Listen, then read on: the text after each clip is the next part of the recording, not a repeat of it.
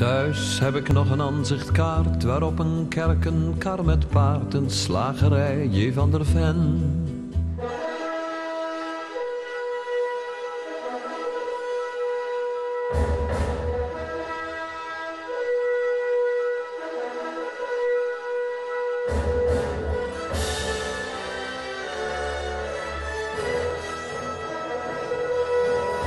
Ja, hoe het zou komen is. Ja, hier familie, of waar ik werkte, die wilden graag een simulator hebben.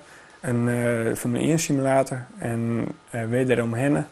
En ik zag daar bioscoopstoelen staan. En ik dacht van, ja, dat zou ik wat voor mij wezen, voor thuis. En zodoende ben ik daar een beetje te komen om een eigen thuisbioscoop te bouwen.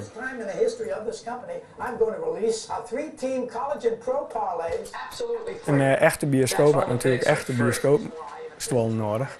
En eerst al een zoektocht op internet, maar dat bleek wat te duur wijzen of boeten mijn budget.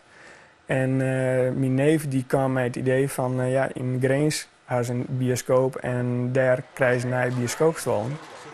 We eerst bellen met die bioscoop in Grains en we kregen een e-mailadres van de directeur daar. En we kregen een uitnodiging om daar een dag heen te komen om te zien wat voor stoelen het waren. En we deden daar. We hadden toevallig ook nog de eerste keuze in die zaal, dus dat was helemaal mooi.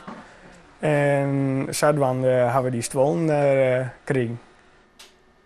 En vanuit mijn interesse in de techniek heb ik voor deze thuisbioscoop een afstandsbediening aangeschaft.